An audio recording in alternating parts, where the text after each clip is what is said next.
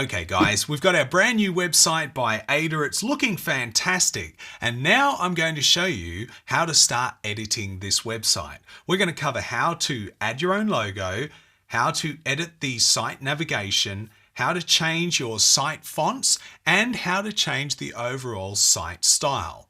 In fact, I'm going to show you that right now because what I want to do is just empower you to be able to run ahead as fast as you like. So I'll just point out that over on the right hand side here, if you click on this little guy here, up pops Ada. And Ada has got a whole raft of different options for you to choose from that you're likely to want to be carrying out on this website. For example, if you wanted to change the overall website style and you're wondering how to do that, just click here. And in fact, you can have Ada do it for you. Of course, you can follow the instructions, but what would the fun be in that? Let's click on Do It For Me and watch what happens. No hands. Ada is now editing the website for me and changing the overall style.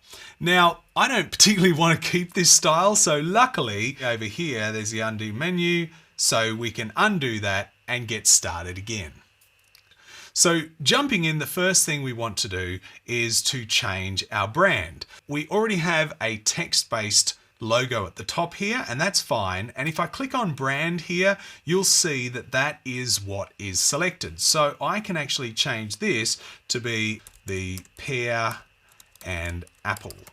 That would be my fruit shop. But if I've got an image, and I do, then I can click over here onto image and I can select my drive. Now this is where all of the images associated to your website are kept, including all of the videos and the stock images that come along with the site build that you can use to your heart's content. They all sit here at the top level. But I want to actually create a new folder before I get started so that I can keep everything nice and neat and tidy. So I'm going to create a folder and I'm going to call this brand, and then we click OK, and then I click into that folder just like a normal Explorer or a file finder, and now I can click new and file, and I can either drag and drop my logo into this area here, or I can upload it from my computer. So I'm going to go looking for my logo, and there it is. I click open, and then once that's uploaded, I simply double click on that, and boom, I've got my new logo in my new website. I'm already all over this. Well, right away, I'm noticing a little problem, and that is that the logo coloring is a little different to the coloring of my navigation. So to change that coloring, we come over here to design, scroll down to menu navigation, select that, and here we can change the font of the navigation. So let's go with this one. That's kind of cool. And we can also change the size if we wish, maybe make that just a little smaller.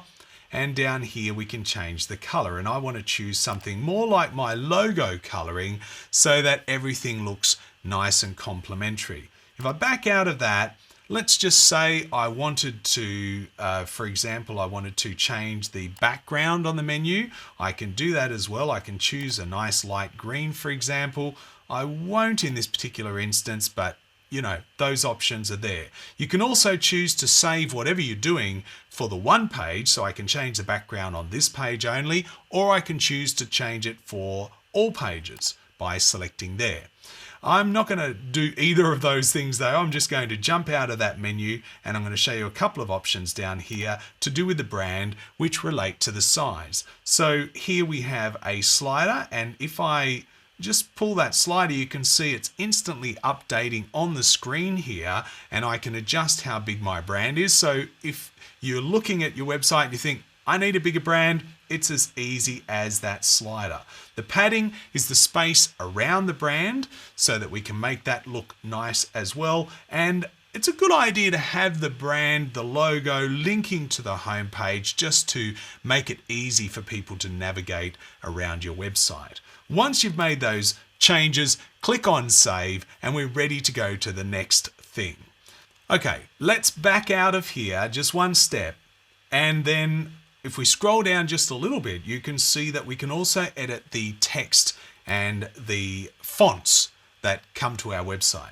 So here we have, under this section here, we have a whole range of font pairs, and I particularly like this selection here. So if I click on that, it's going to change everything all over my website, and it's going to look really brilliant indeed right out of the box. Of course, if I wanted to change the fonts myself and manually, I just click on the advanced, and here I can choose to have what title font I want and also the color of the font, and then down below the fonts on the page and of course the colors and so on. I can also choose, just like before with the background, I can choose to have it on this page or all pages that these changes take place.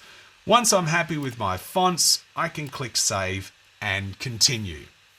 The final thing I'm going to show you in this section is actually how to change the overall style of the website. If I click back into Design and I just take a little look here, you'll see there is a button called Choose Style.